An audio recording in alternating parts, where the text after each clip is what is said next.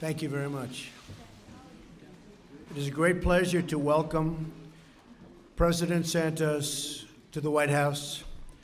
Colombia is one of our closest allies in the hemisphere, and today we reaffirm partnership between our two great nations. President Santos and I had a very productive meeting, and we will continue to work very closely together to bring peace, safety, and prosperity to the hemisphere.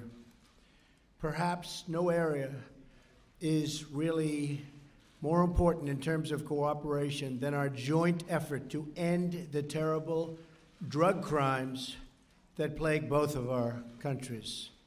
Recently, we have seen an alarmed, and I mean really a very highly alarmed and alarming trend.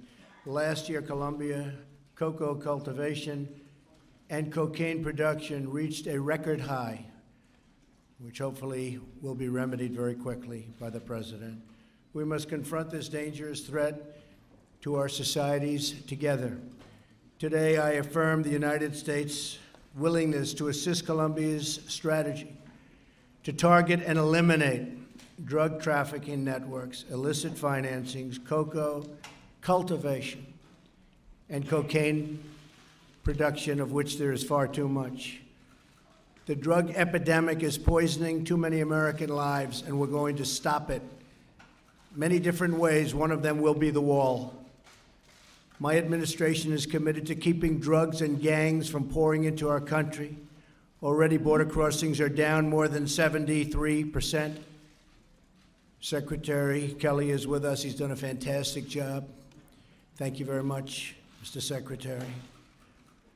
And in short, we have a tremendous group of people working with us in terms of ICE, the ICE Patrol and the Border Patrol agents. They've done a fantastic job, and I'd like you to give them my highest compliments, Mr. Secretary. And MS-13, likewise, a horrible, horrible, large group of gangs that have been led into our country over a fairly short period of time are being decimated by the Border Patrol, by ICE, and by our incredible local police forces. And they are getting out of our country, or in some cases going directly into prisons throughout our country. But they've literally taken over towns and cities of the United States. They will be gone very quickly. I look forward to working with President Santos as we target drug trafficking. Both the United States and Colombia have strong law enforcement and security relationship. We've had it, and especially over the last fairly short period of time. Together, we will continue to fight the criminal networks responsible for the deadly drug trade that our people have a really strong commitment to getting rid of, because they want a much brighter future. President Santos and I also discussed the deteriorating situation in Venezuela, and it is really in a very bad state, as you see, and as we all see through the media. The stable and peaceful Venezuela is in the best interest of the entire hemisphere, and America stands with all of the people in our great hemisphere yearning to be free. We will be working with Colombia and other countries on the Venezuelan problem. It is a very, very horrible problem, and from a humanitarian standpoint, it is like nothing we've seen in quite a long time. The United States and Colombia are also strong economic partners, and we will continue to pursue trade policies that benefit both of our peoples. The nation's common goals of protecting our citizens, expanding opportunity, and confronting the drug crisis will improve the lives of our people and many throughout the region. So many people are being so horribly affected by what's going on in terms of violence and in terms of drugs, and we're going to take care of the situation, and we've both agreed to take care of it strongly and quickly. President Santos, it was an honor to meet with you and your entire group of representatives, very talented people indeed, who have been working with us and my representatives. And I look forward to many more productive meetings, such as the one we just had. I'd like to thank you very much for being at the White House, being our guest, and I'd like to congratulate you on winning the Nobel Peace Prize. It's a very great achievement. Thank you very much.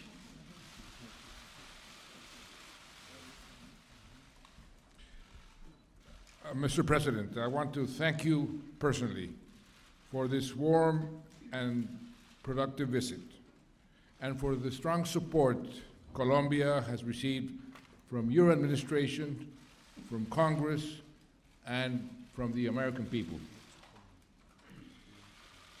Como usted sabe, nuestras naciones han... As you know, our nations have had for a long time a strategic alliance, an extraordinary friendship. We believe in the same principles of democracy, freedom, and the rule of law. And we work so that the Western Hemisphere can be more prosperous and safe. The United States and Colombia, both democracies of greater and of longer standing in the hemisphere, we have supported each other. Our soldiers fight shoulder to shoulder in the Korean War. At the request of the United States, we sent anti-drug experts to Afghanistan, and today Colombia and the United States are working together to support Central America in their fight against drug cartels and the violence of organized crime. I can say, Mr. President, based on our conversation this afternoon, that I have no doubt that the United States and Colombia continue to be today, more than ever, a support one for the other. Our alliance was strengthened. Our most valuable cooperation has been Plan Colombia, which I can sum up in very simple terms. When Colombians were fighting to survive, for our democracy to survive, actually, faced with the threat of terrorism and drug trafficking, the United States stretched out a hand and helped us win that battle. We will never forget it. Today we live in a different country. Today, Colombia is a more peaceful society, a more modern and a fairer society. In November last year, we ended the longest and last armed conflict existing in our hemisphere. The guerrilla is putting down weapons at this precise time to the United Nations. Insecurity has gone down significantly. Today we have the lowest levels of violence of the last 40 years. At the same time, we have had significant progress for our citizens on issues such as education, housing, health, and social services. Millions of Colombians have been lifted out of poverty. Today, we continue next to you as partners in Peace Colombia to consolidate peace in the most affected areas. With the robust support of your government, we are removing thousands of anti-personnel mines that murdered and mutilated children, women, and soldiers. We are healing the wounds of our victims, and we are embarking on a big social development program.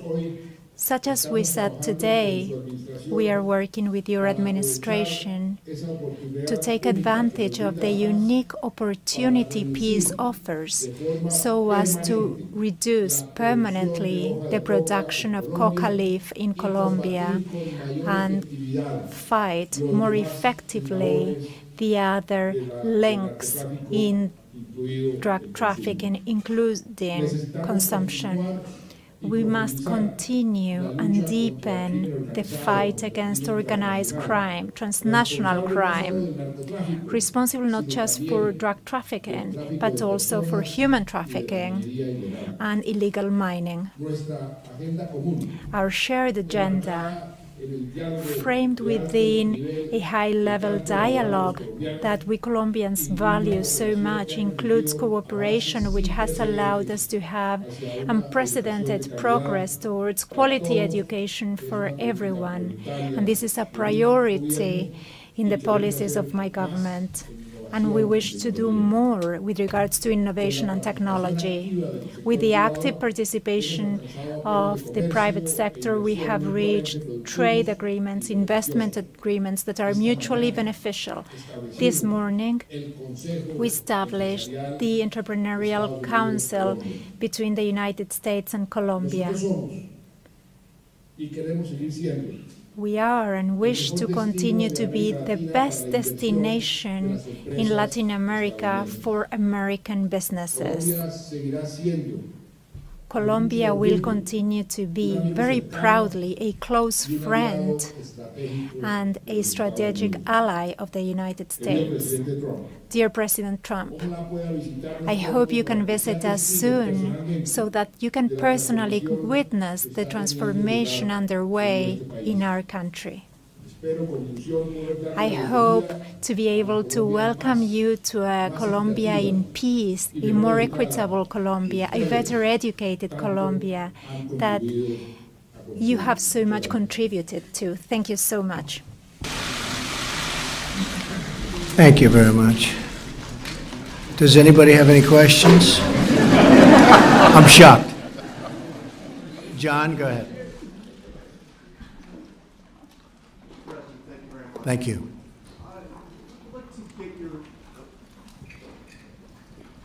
Mr. President, I'd like to get your reaction to Deputy Attorney General Rod Rosenstein's decision to appoint a special counsel to investigate the Russian interference in the campaign. Was this the right move, or is this part of a witch hunt? Well, I respect the move, but the entire thing has been a witch hunt, and there is no collusion between certainly myself and my campaign, but I can always speak for myself and the Russians, zero. I think it divides the country. I think we have a very divided country because of that and many other things. So I can tell you that we want to bring this great country of ours together, John. And I will also say very strongly, we've had tremendous success. You look at our job numbers, you look at what's going on at the border, as we discussed before, you look at what will be happening, you're going to see some incredible numbers with respect to the success of General Mattis and others with the ISIS situation. The numbers are staggering, how successful they've been, the military has been. Tomorrow, as you know, I'm going to Saudi Arabia, going to Israel, we're going to Rome, and we have the G7. We have a lot of great things going on. So I hate to see anything that divides. I'm fine with whatever people want to do, but we have to get back to running this country really, really well. We've made tremendous progress in the last 100 and some odd days, tremendous progress. And you see job numbers, you see all of the production that's starting, plants starting to open again, haven't been open in years. I'm very proud of it. That's what I want to be focused on, because believe me, there's no collusion. Russia is fine, but whether it's Russia or anybody else, my total priority, believe me, is the United States of America. So thank you very much. Señor Maldonado. President Trump, President Santos, can we say that today we are setting a new roadmap in the relationship between Colombia and the United States? Which are the concrete commitments? You were talking about the post-conflict time. Many funds are needed for that. And on the issue of Venezuela, President Trump, many deaths, human rights violations. There's plenty to be done. As well as a very, very serious problem. We haven't really seen a problem like that, I would say, Mr. President, in decades in terms of the kind of violence that we're witnessing. The president was telling me, and I knew, that Venezuela was a very, very wealthy country, just about the wealthiest in your neck of the woods, and had tremendous strengths in so many different ways. And now it's poverty-stricken. People don't have enough to eat. People have no food. There's great violence.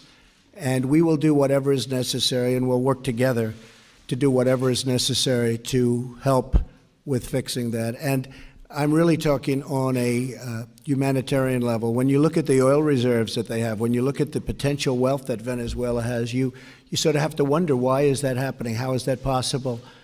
But it's been unbelievably poorly run for a long period of time, and hopefully that will change, and they can use those assets for the good and to take care of their people, because right now what's happening is really a disgrace to humanity. And John, I think you also had a question for the president, if you'd like to.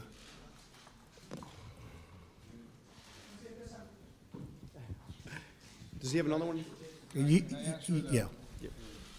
This question about the commitment, mire, el compromiso. The commitment on President Trump's side and his administration was shown through the approval of the budget, that for Colombia means an increase in the support to fund the post-conflict era. Last night, we received from a very important organization, the Atlantic Council, a report which includes both parties, presided by a Republican senator and a Democrat senator, with a roadmap recommending the governments of the United States and Colombia to follow. This morning, we established this Entrepreneurial Council, United States-Colombia, so that the private sector can also have a voice in that roadmap. This means we are working together on every front that can be convenient for both countries. We will continue to work together. We have ratified that commitment today during our conversation. And as I said before, we have the best of relations with the United States. We are strategic allies in the region, and we will continue to be so. Thank you, Mr. President. President Santos, to you. You heard President Trump say that critical to stopping the flow of drugs into the United States will be the wall that he wants to build on the Mexican border. Do you agree with him? Would that wall be a step, a positive step, and a step towards reducing the flow of drugs across the border? I believe that the best way to fight the drug trafficking is by collaborating. This is not a problem of Colombia only or a problem of the United States only. It's a world problem. And we have to all work together. We declared the war on drugs 40 years ago. The world declared the war on drugs, and it's a war that has not been won. So we must be more effective and more efficient. Now, we are doing a very big effort because of the peace process to have a new strategy, carrot and stick. Stick, by forced eradication, we have already eradicated this year only 15,000 hectares, which is the whole volume that we eradicated last year, and we're starting to eradicate, to substitute voluntarily through a program where the peasants, and we have 80,000 families already in the program, that they are going to substitute for legal crops. And this is the first time that this could be done because of the peace. Before, the conflict did not allow us to build roads and to give these peasants an alternative. Now we have. So we have to take advantage of this opportunity and continue reducing the production of coca. In the meantime, we will work together, the US and Colombia, with other countries, Central America, to fight the other links of the chain, the intermediaries. We have destroyed 22,000 laboratories in the Colombian jungles, seizing the cocaine in the transit. We have seized record amount of tons last year, and this year we're doing even better than last year. So by working together, we can be much more effective, and that is the commitment we just made or ratified this afternoon. And that was a long and very diplomatic answer to your question. I will say it a little bit shorter. Walls work, just ask Israel. They work, believe me, they work, and we have no choice. Peter Baker? Yes. Thank you, Mr. President. In the light of a very busy news week, a lot of people would like to get to the bottom of a couple of things, give you a chance to go on record here. Did you at any time urge former FBI Director James Comey in any way, shape, or form to close or to back down the investigation into Michael Flynn? And also, as you look back... No. Next question. Next question. As you look back over the past 6 months or year, have you had any recollection where you've wondered if anything you have done has been something that might be worthy of criminal charges in these investigations or impeachment, as some on the left are implying? I think it's totally ridiculous. Everybody thinks so. And again, we have to get back to working our country properly so that we can take care of the problems that we have. We have plenty of problems. We've done a fantastic job. We have a tremendous group of people, millions and millions of people out there that are looking at what you had just said and said, what are they doing? Director Comey was very unpopular with most people. I actually thought when I made that decision, and I also got a very, very strong recommendation, as you know, from the Deputy Attorney General, Rod Rosenstein. But when I made that decision, I actually thought that it would be a bipartisan decision, because you look at all of the people on the Democratic side, not only the Republican side, that was saying such terrible things about Director Comey. Then he had the very poor performance on Wednesday. That was a poor, poor performance. So poor, in fact, that I believe, and you'd have to ask him, because I don't like to speak for other people, but I believe that's why the Deputy Attorney General went out and wrote his very, very strong letter. And then on top of that, after the Wednesday performance by Director Comey, you had a person come and have to readjust the record, which many people have never seen before, because there were misstatements made. And I thought that was something that was terrible. We need a great director of the FBI. I cherish the FBI. It's special. All over the world, no matter where you go, the FBI is special. The FBI has not had that special reputation with what happened in the campaign, what happened with respect to the Clinton campaign, and even, you could say, directly or indirectly with respect to the much more successful Trump campaign. We're going to have a director who's going to be outstanding. I'll be announcing that director very soon, and I look forward to doing it. I think the people in the FBI will be very, very, very, very thrilled. And just in concluding, we look forward to getting this whole situation behind us, so that when we go for the jobs, we go for the strong military, when we go for all of the things that we've been pushing so hard and so successfully, including health care, because Obamacare is collapsing. It's dead. It's gone. There's nothing to compare anything to, because we don't have health care in this country. You just look at what's happening. Aetna just pulled out. Other insurance companies are pulling out. We don't have health care. Obamacare is a fallacy. It's gone. We need health care. We need to cut taxes. We're going to cut taxes. If I get what I want, it'll be the biggest tax cut in the history of our nation.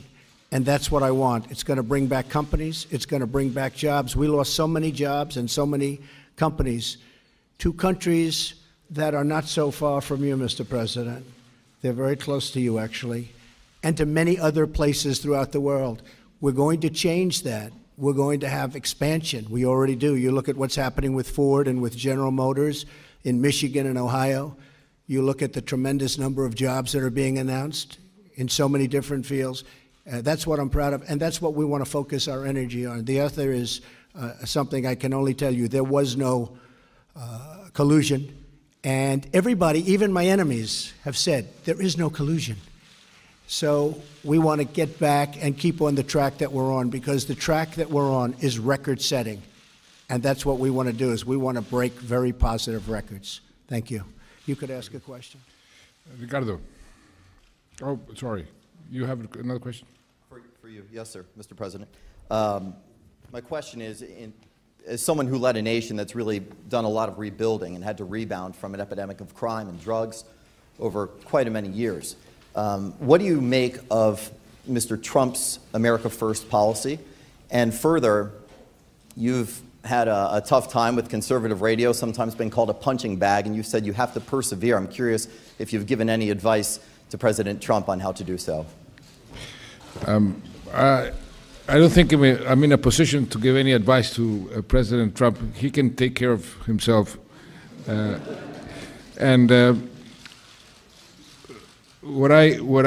we did in Colombia, you quite rightly mentioned it, is persevere.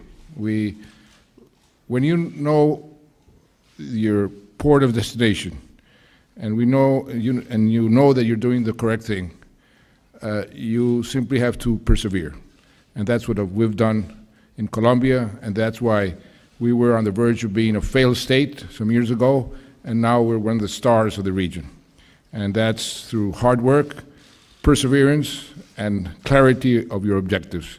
And that's what we have done, and we have to continue because the trip is not over. Ricardo Ávila.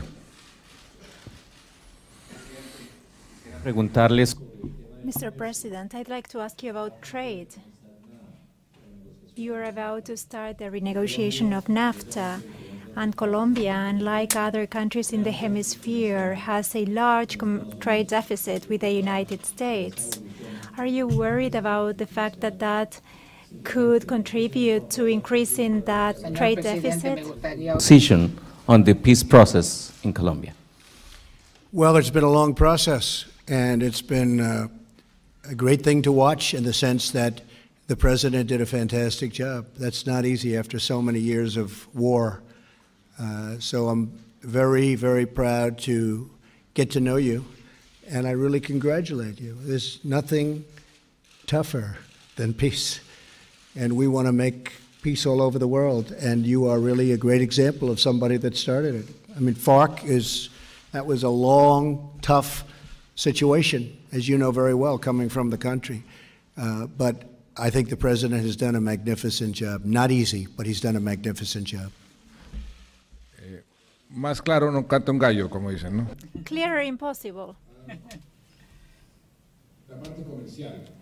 On the trade issue, our deficit with the United States is not so large.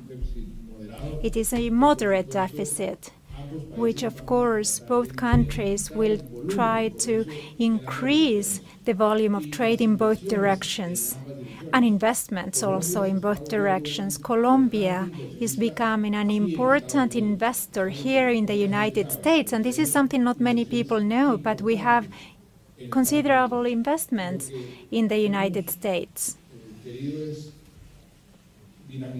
We have attempted to give dynamism to these flows of trade, of investment, getting together those main players who are the investors in the private sector. I believe the foundations have been laid. We have the free trade agreement, which is working well. The number of Colombian businesses that are exporting to the United States has grown, and we both believe that we can take greater advantage of those agreements in order to increase flows in both directions for the benefit both of the Colombian and American peoples. Thank you very much, everybody. Thank you. Thank you.